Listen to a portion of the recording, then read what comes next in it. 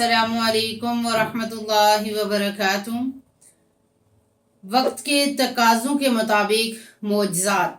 اللہ رب العزت نے لوگوں کو شریعت کے مطابق زندگی گزارنا سکھانے کے لیے انبیاء کرام کو مبعوث فرمایا اور پھر انبیاء کرام کی مدد اور نصرت کے لیے ان کو معجزات وقت کے مطابق عطا کیے۔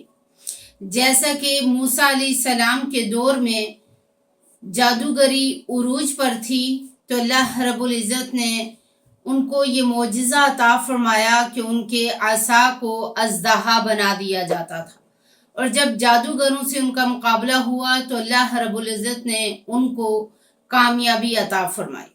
عیسیٰ علیہ السلام کے دور میں طب کا فن عروج پر تھا، جس کی وجہ سے اللہ رب العزت نے عیسیٰ علیہ السلام کو معجزات بھی اس کے مطابق ہی عطا فرمائے۔ قرآن مجید میں ارشاد ہے وَأُبْرِئُ الْأَكْمَحَ وَالْأَبْرَصَ وَأُحْيِي الْمَوْتَى بِإِذْنِ اللَّهِ، کہ میں اپاہج کو، برس والے کو اور اللہ کے حکم سے ٹھیک کرتا ہوں اور مردوں کو زندہ کرتا ہوں۔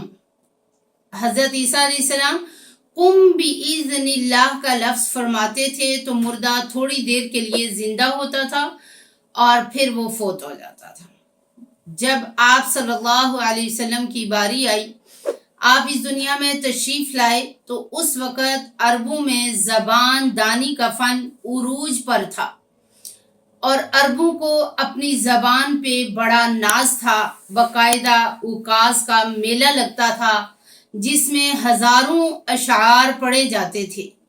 ایک ایک بندے کو ہزار ہزار اشعار یاد تھے اور عربوں کو اپنی زبان پہ اتنا گھمنڈ تھا کہ یہ اپنے آپ کو عرب کہتے تھے اور باقیوں کو اجمی کہتے تھے۔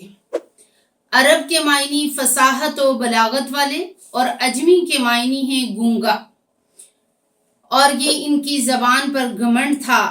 اس دور میں اللہ رب العزت نے نبی کریم صلی اللہ علیہ وسلم کو قرآن مجید عطا فرمایا۔ یہ ایسا معجزہ تھا کہ جس نے لوگوں کی زبانوں کو بند کر دیا۔ السلام علیکم۔